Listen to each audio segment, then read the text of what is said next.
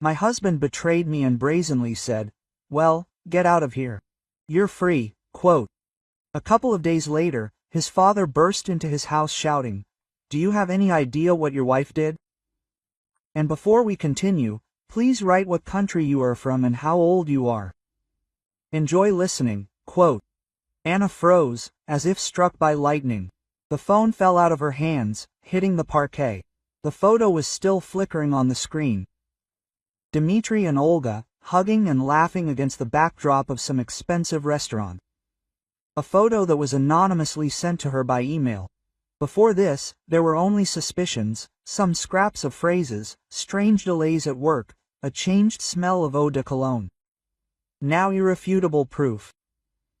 An icy horror mixed with a dull pain spread through her chest. 8 years of marriage. 8 years given to Dmitry, his ambitions, his business. She was always there, supported, inspired, created comfort. And he, in the evening, Dmitry returned home, as usual self-confident and slightly arrogant. He was used to the fact that Anna was waiting for him, that home was his quiet haven, where everything was subordinated to his comfort. Anna was sitting in an armchair, in the semi-darkness of the living room. He did not even notice her at first.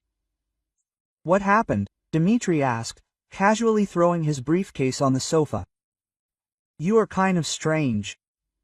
Anna was silent, looking at him point blank. Such pain splashed in her eyes that even Dmitry was momentarily confused. "They sent me a photo," she finally said dully. Dmitry frowned, as if not understanding what they were talking about. "What photo?" Anna handed him her phone. He took it, looked at the screen, and his face distorted. For the first second, he tried to say something, to justify himself, but then he waved his hand. "Yes, it's Olga," he admitted, looking away. "So what?" Anna didn't expect another answer. She knew that Dmitry had never been able to admit his mistakes. "So what?" she repeated his words bitterly. "Are you cheating on me?" "Anna, don't be dramatic," Dmitry snapped. "You're an intelligent woman. Everyone lives like that." Quote. "No, Dmitry, not everyone," Anna objected, trying to stay calm. "I don't live like that." Dmitry sighed, as if Anna was saying something stupid. "You know what, Anna?" he said, looking her straight in the eyes. "I'm tired of your eternal reproaches and discontent. You've always been kind of boring. Well, get out of here, you're free." Quote. These words sounded like a sentence. Anna felt something break inside her. She had always been afraid of this moment. Afraid of being alone without Dmitry's support. But now that this moment had come, she felt not only fear, but also a strange relief. She silently rose from the chair and went to the bedroom. Dmitry watched her go with a contemptuous grin. He was sure that Anna would not go anywhere, that she would crawl back to him, begging for forgiveness. Anna did not make a scene, did not cry or beg. She simply silently collected her things. She took a suitcase out of the closet and began to put clothes, shoes, and photographs in it. Each movement was measured, calm. Dmitry stood in the bedroom doorway, watching her. "Are you really leaving?" he asked with surprise. "Yes, Dima, I'm leaving," Anna answered without looking up. "And where are you going?" Dmitry continued to interrogate. "You have nothing. You'll be lost without me." Quote. Anna remained silent. She knew that Dmitry thought so. He always considered her his property, an appendage to his success. Having collected her things, Anna went to the safe, which stood in the corner of the bedroom. Dmitry frowned. "What are you doing?" he asked warily. Anna opened the safe and took out several folders with documents. She had prepared them in advance, feeling that sooner or later this moment would come. Documents confirming her share in the business. Documents testifying to Dmitry's financial machinations. "That's all I need," Anna said, looking Dmitry in the eyes. "Don't worry, I won't disappear." Dmitry turned pale. He realized that Anna was not as simple as he thought. He underestimated her. Slamming her suitcase and picking up the folders with documents, Anna left the bedroom. Dmitry was left standing in the doorway, stunned and confused. When Anna left the apartment, Dmitry immediately called Olga. He needed consolation. He needed to feel strong and confident. "Come over," he said into the phone in a breaking voice. "I feel so lonely right now." Olga arrived quickly. She was glad to take Anna's place in Dmitry's house. She liked his power, his money, his position in society. Dmitry greeted Olga in his arms. He kissed her greedily, trying to drown out the pain and fear that had settled in his soul. Olga smiled, feeling like a winner. She thought that everything was going as well as possible. She did not know that bitter disappointment would soon await her. Meanwhile, Anna was riding in a taxi to her friend Lena. Lena had always been her support. She knew about Anna's problems in her marriage and always told her that she deserved more. Lena lived in a small but cozy apartment in the city center. She greeted Anna with open arms. "Well, tell me," Lena said, sitting Anna down on the sofa. "What happened?" Anna told Lena everything that had happened. She told her about the photo, about Dmitry's betrayal, about his words, about her departure. Lena listened to her attentively, without interrupting. When Anna finished, she hugged her tightly. "I knew you were strong," Lena said. "I knew you could handle it." "I don't know what to do next," Anna admitted with tears in her eyes. "I'm afraid." "Don't be afraid," Lena answered. "You're not alone. I'll always be there. And now you need to rest." Quote, "Tomorrow we will discuss everything and figure out what to do next." Anna stayed overnight at Lena's. She could not fall asleep for a long time, tossing and turning in bed, thinking about the future. But gradually the fear retreated, and hope took its place. Hope for a new life, for freedom, for happiness. She took the folders with documents from her bag and put them under her pillow. This was her trump card, her chance for justice. Falling asleep, Anna thought that tomorrow would be the beginning of her new life. A life in which she would make her own decisions, build her own happiness, and she would definitely succeed. She would show Dmitry what she was worth, and he would regret losing her. Anna had been preparing for this day for many years. While Dmitry was basking in the rays of his own genius, considering it only a beautiful addition to his success, she methodically collected information, analyzed documents, consulted with lawyers. He saw in her only an obedient wife, a keeper hearth. He could not even imagine that behind the mask of obedience there was a sharp mind and a will of steel. Yes, it hurt her. Dmitry's betrayal wounded her deeply, but the pain did not paralyze her, but became fuel for action. Years of life given to this man could not be crossed out by one of his frivolous acts. She would not allow him to simply throw her out on the street, depriving her of everything that rightfully belonged to her. She knew about his machinations, knew about the one-day companies, about the gray schemes, about tax evasion. Dmitry, confident in her naivety, did not even try to hide his affairs. He believed that she was not interested in this, that she did not understand anything about business. How wrong he was. Long before the betrayal, sensing something was wrong, Anna took care of her safety.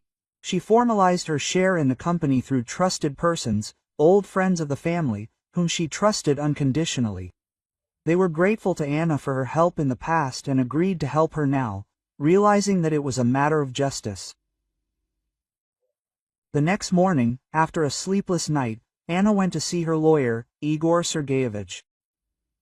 He was an experienced and cold-blooded professional, a specialist in corporate disputes. Anna told him everything, without hiding a single detail. She provided him with all the documents she had collected, confirming her share in the business and Dmitry's financial violations. Igor Sergeyevich listened to her carefully, studied the documents and nodded. "We have a good chance, Anna. The evidence is convincing." We can file a lawsuit for the division of property and seize the company's accounts. This will paralyze his activities and force him to negotiate. I want to do more than just divide the property, Igor Sergeyevich. I want him to answer for his actions, so that he understands that you can't treat people like that. I understand, Anna. But our main goal is to protect your interests. Criminal prosecution is another story, but by seizing his accounts, we will create enough problems for him. Go ahead, Igor Sergeyevich, I trust you. Igor Sergeyevich immediately got down to business. He prepared a statement of claim to the court for the division of jointly acquired property and security measures in the form of seizure of the company's accounts and property. He acted quickly and professionally, realizing that time was against them. A few days later, the court issued a decision to seize the accounts and property of Dmitry's company. It was a crushing blow. The company was paralyzed. Dmitry could no longer manage money, make deals, pay salaries to employees. His business, his empire began to collapse before his eyes. At this time, Dmitry was enjoying life. He did not suspect the impending catastrophe. He was sure that Anna was weak and helpless, that she would not be able to oppose him. He believed that she would quickly break down and return to him, begging for forgiveness. He spent days and nights with Olga, spent money on expensive restaurants, luxury hotels, meaningless gifts. He was blinded by passion and confidence in his infallibility. He told Olga about his plans, about how he would develop his business, how they would live together, denying themselves nothing. Olga listened to him with admiration, looked into his eyes, flattered his vanity. She was with him as long as he had money. She was ready to do anything for the sake of a beautiful life. Pyotr Ivanovich burst into Dmitry's apartment. His face was distorted with anger. Quote, "Do you even understand what your wife has done?" he growled, looking at his confused son. Dmitry, dressed in a silk robe with a glass of cognac in his hand, tried to maintain an imperturbable look. Quote, "Father, what happened? Why are you like this? What happened?" "Yes, your Anna is the woman you betrayed, left you without pants. Do you at least know that the accounts have been frozen, that your business, or rather no longer yours, is under the control of the court for her?" And Dmitry turned pale. The freezing of accounts. This could not be. He rushed to the phone, with trembling hands dialing the number of his financial director. The beeps lasted painfully long. Finally, a muffled voice was heard in the receiver. "Dmitry Petrovich, I don't know how to tell you. This morning a court order came. All the company's accounts have been frozen. We can't do anything." Dmitry's world collapsed. He sank into a chair, feeling the ground slipping out from under his feet. Anna, he underestimated her. He considered her quiet, submissive, dependent. And it turns out that she had been collecting information all this time, preparing a blow, and delivered it at the most unexpected moment. The thought of Olga flashed through his head. She must be in the know. She must support him. He grabbed the phone again and dialed her number. Beeps, beeps. No one answered. He rang again, still to no avail. Suddenly the doorbell rang. Dmitry, hoping it was Olga, ran up and opened the door. A courier was standing on the threshold with a huge bouquet of roses. Quote, "To Dmitry Petrovich," the courier asked, handing him the flowers. Dmitry mechanically took the bouquet. There was a small card attached to it. In a careless handwriting was written, "Sorry, Dima, but I have my own plans. Good luck." Signature, Olga. Dmitry dropped the bouquet. The red roses scattered across the floor. He felt betrayal burning inside him. Olga, she had always been with him for the money. He knew it, but he closed his eyes. Now he was alone. Completely alone. Pyotr Ivanovich silently watched his son. Disappointment and contempt were visible in his eyes. Quote, "You are to blame for everything, Dmitry," he said quietly. You betrayed the woman who loved you, deceived her, humiliated her. You thought that money was everything, but you were wrong. You lost not only money, you lost honor, dignity, respect. And you lost me too." Quote. With these words, Pyotr Ivanovich turned around and left the apartment. Then Dmitry got out of bed, got dressed and left. He needed to do something urgently. He needed to understand what was happening and find a way to save his business. He went to the office. There, confused employees and an agitated accountant were waiting for him. Everyone looked at him with hope, waiting for instructions. Dmitry tried to pull himself together. He called a meeting and demanded that the accountant provide him with all the information about the lawsuit. He studied the documents, called his lawyers, tried to find a way out of the situation, but everything was in vain. The arrest was legal, the grounds for the arrest were compelling. He had no chance of challenging the court's decision. Realized that Anna had cornered him. She had deprived him of the opportunity to act. She had taken away control of his business. He was furious. He could not believe that she was capable of such a betrayal. He considered her weak and dependent. Dmitry thought that she could not live without his support, but he was wrong. Anna turned out to be stronger than he thought. She turned out to be smarter than he assumed. She turned out to be capable of revenge. He realized that he had underestimated her. He realized that he had made a huge mistake when he decided to leave her. Now he had to pay for his actions. He had to face the consequences of his betrayal. He had to lose everything he had. At that moment, he felt completely alone and helpless. He realized that he was left alone with his problems. He realized that he could no longer count on anyone but himself. At night, Dmitry was left alone in an empty apartment, surrounded by the rubble of his former life. He tried to call his mother, but she did not answer. He knew that she, too, had learned of what had happened, and, like her father, had not forgiven him.